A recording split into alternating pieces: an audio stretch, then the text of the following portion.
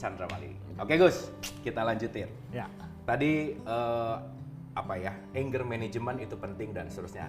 Tadi bilang bahwa ujungnya adalah putus asa. Nah, sekarang gini Gus, ada putus, ada asa. Oke. Putus asa tuh sebenarnya proses apa sih Gus? Kita perlu bertanya ke legislatif, ke DPR, MPR yang suka membuat keputusan. ya. Kenapa peraturan begitu banyak dibikin nggak ada yang jalan sebagian besar? Karena berupa keputusan. Kita sidang, kita rapat berjam-jam berhari, kemudian diputus. Oke, itu salah berarti. Iya salah. Oke, kita putuskan. Kita putuskan, putus nggak jalan. Jadi wajar dong kalau banyak yang nggak jalan. Ya. Harusnya bagaimana? Harusnya ketetapan. Oke. Ya. Oke. Sudah benar dalam produk hukum yang tertulis ketetapan MPR. Benar. Tapi ketika peristiwa lisannya, kenapa harus diputuskan?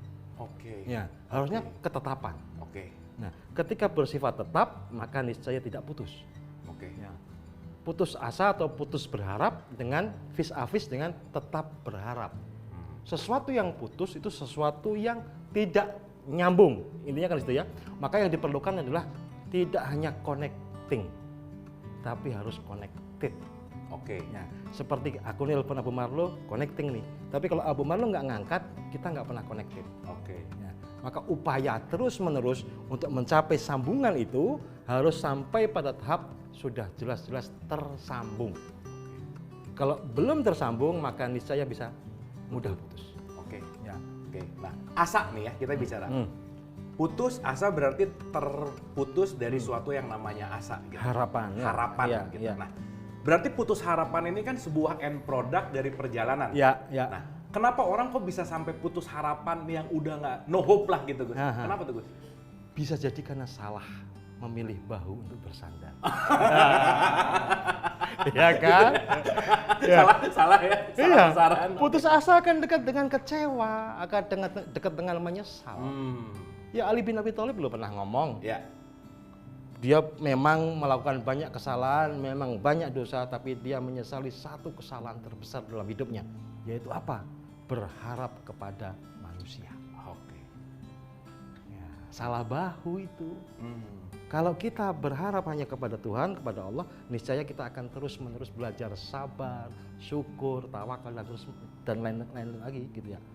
Nah, asa ini, harapan ini, ketika kita letakkan pada tempat yang salah, maka kita akan cepat mengalami keputusasaan itu. Oke. Ya. Oke. Nah, tadi menarik kalimat tentang bahu yang salah gitu ya.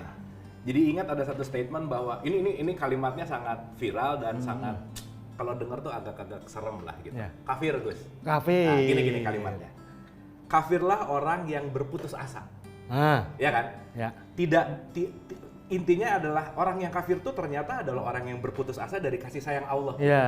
Nah, gimana tuh penjelasannya Gus? Itu ayatnya sangat menarik. Itu yang saya gunakan untuk berhenti berputus asa. Oke. Real ini ya. Saya menemukan ayat yang berbunyi wala tai'asu mir rauhillah. Wala dan janganlah tai'asu berputus asa. Ya. Tahu sendiri asu itu kan anjing.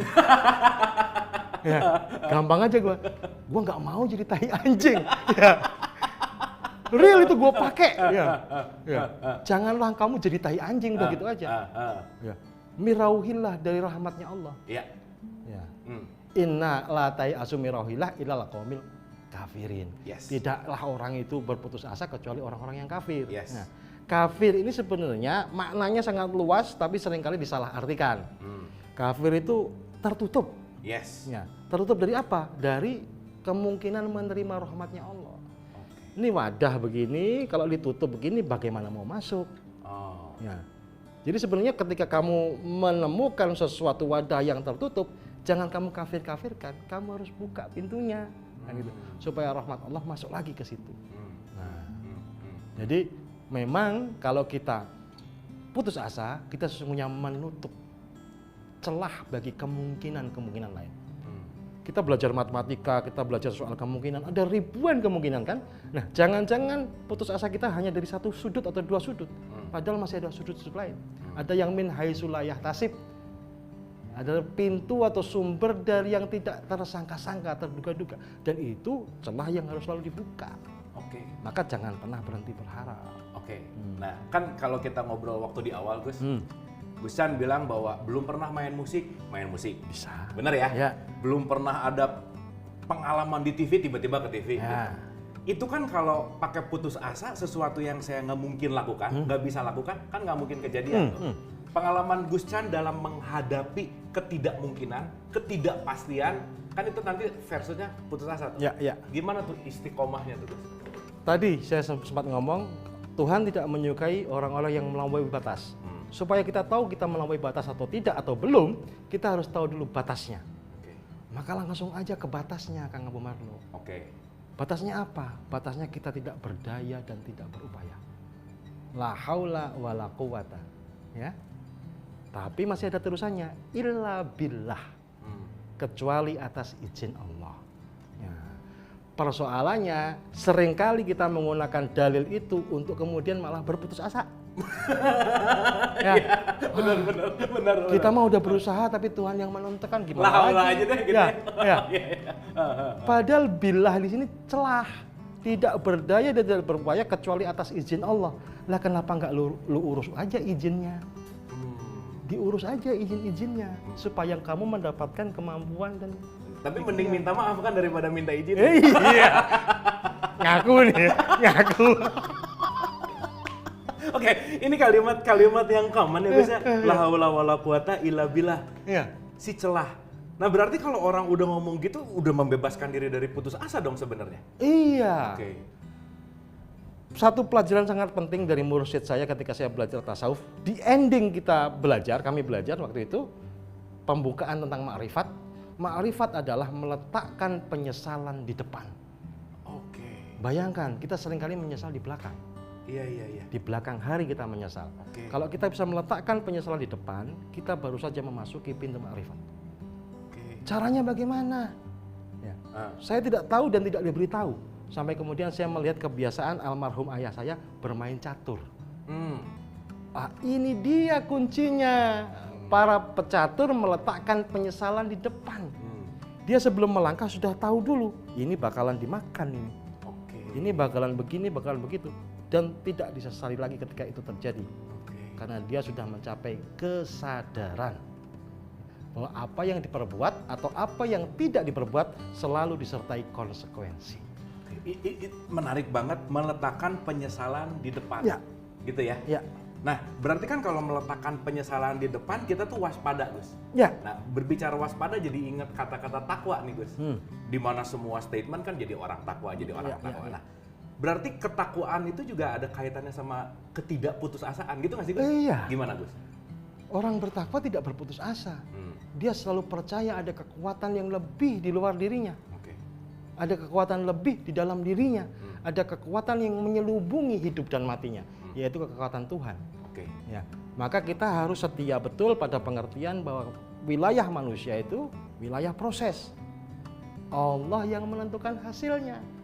Untuk apa saya berputus asa? Saya sudah berusaha. Ya. Manusia di wilayah dakwah, Allah yang memberikan hidayah. Nah, kalau kita melampaui batas, seolah-olah aku yang memberi hidayah kepada Abu Marlo, aku yang menentukan hasilnya, itu kan melampaui batas. Ujungnya akan mengalami kekecewaan dan keputusasaan. Kalau kita tidak melampaui batas, kita tahu batasnya fine-fine aja. Nah, meletakkan penyesalan di awal. Beda tipis, Gus, antara tidak berputus asa gitu ya dalam tanda petik, tapi begitu banyak penyesalan jadi lebih hati-hati. Karena saking hati-hatinya jadi susah melangkah, Gus. Akhirnya dalam tanda petik ya ragu-ragu gitu. Gimana tuh? Jangan ngomongin presiden yang dulu-dulu lah. Nggak enak. Sekarang aja. Ragu-ragu ya. Ragu-ragu itu baik, tapi tidak melampaui batas. Segala sesuatu yang melampaui batas nggak bagus. Ya. Meletakkan penyesalan di depan tuh bukan berarti kemudian kita bahkan tidak melakukan apa-apa. Ya, ada ayatnya yang menyebutkan kamu tidak berangkat perang karena kamu takut mati.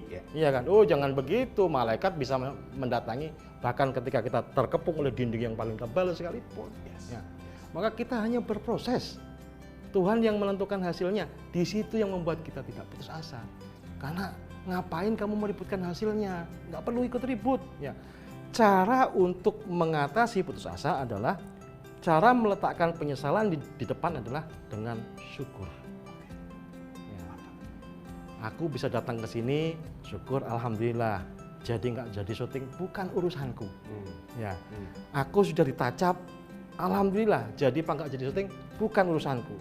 Aku sudah syuting, alhamdulillah. Jadi nggak jadi dibayar, nah itu urusan gua. Jangan macam-macam lu ya. Itu pentingnya. Oke, thank you Gus. Tetap di Dialog Positif, kita akan kembali dengan pembicaraan yang lebih seru.